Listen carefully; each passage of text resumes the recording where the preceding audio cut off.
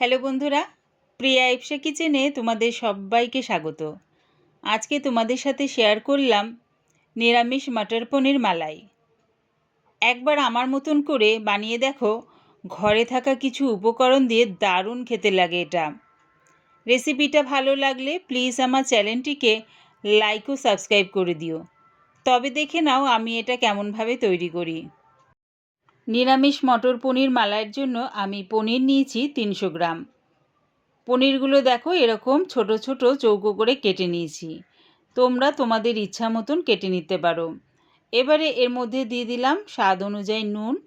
পনিরটা ভাজার মতো নুন দিলাম, দিচ্ছি হলুদ গুঁড়ো, আর দিলাম সামান্য একটু কাশ্মীরি লঙ্কার গুঁড়ো। সব কিছু ভালো করে পনিরের সাথে মাখিয়ে নেব। গ্যাসটাকে হাই ফ্লেমে রেখে একটা কড়া বসিয়ে দিয়েছি। তার মধ্যে দিয়ে দিলাম বেশ খানিকটা সর্ষের তেল।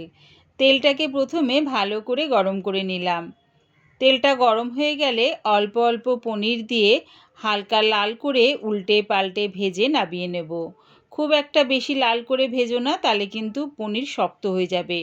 দেখো হালকা লাল করে ভাজা হয়ে গেছে, এবারে নামিয়ে নিচ্ছি। বাদবাকি পনিরগুলো ভাজতে ভাজতে একটা পেস্ট বানিয়ে নেব। মিক্সির জারে দিয়ে দিলাম 2টো মাঝারি সাইজের টমেটো, 3টে কাঁচা লঙ্কা, আর দিলাম 1 ইঞ্চি আদার টুকরো। এটার একটা স্মুথ পেস্ট বানিয়ে নিলাম। সব পনিরগুলো হালকা করে ভাজা হয়ে গেছে। পনির ভাজার তেলে দিয়ে দিলাম ফোড়নের জন্য 4টে ছোটো এলাচ, 2 টুকরো দারচিনি আর 1 টুকরো জয়িত্রী। যখন দেখবে ফোড়নের থেকে সুন্দর একটা গন্ধ বেরোচ্ছে, দিয়ে দিলাম ওই পেস্টটা। টমেটো, কাঁচা লঙ্কা, আদা যে পেস্টটা বানিয়ে রেখেছিলাম সেটা দিয়ে দিলাম। পেস্টটা দিয়ে 2 মিনিট ধরে কষিয়ে নিলাম। দেখো মশলাটা ভালো করে কষানো হয়ে গেছে। এবারে দিয়ে দিচ্ছি এর মধ্যে 1/2 চামচ জিরের গুঁড়ো, 1/2 চামচ ধনের গুঁড়ো, 1/2 চামচ লঙ্কার গুঁড়ো। ঝালটা নিজেদের স্বাদ অনুযায়ী ব্যবহার করো। পেস্টটা করার সময় সেখানেও কিন্তু কাঁচা লঙ্কা ব্যবহার করেছিলাম। স্বাদ অনুযায়ী নুন দিয়ে সামান্য একটু মশলা ধোয়ার জল দিয়ে মশলাটাকে আবারও ভালো করে কষিয়ে নিচ্ছি। দেখো মশলাটা ভালো করে কষানো হয়ে গেছে। এবার এর মধ্যে দিয়ে দিলাম মটরশুঁটি। মটরশুঁটিটা দিয়ে আবারও মশলার সাথে ভালো করে মিশিয়ে নিয়ে কষিয়ে নেব। মশলাটা কষাতে কষাতে আরও একটা পেস্ট বানিয়ে নেব। মিক্সির জারে দিয়ে দিলাম 1 মুঠ অর্ধেক কাজু আর 1 চামচ সাদা তিল।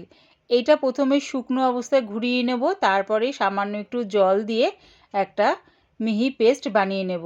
দেখো কাজু আর সাদা তিলের পেস্টটা হয়ে গেছে। এবারে এটা গ্রেভির মধ্যে দিয়ে দিলাম।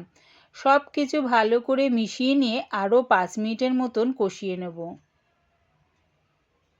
মশলাটা আমি 5 মিনিট ধরে কষিয়ে নিয়েছি।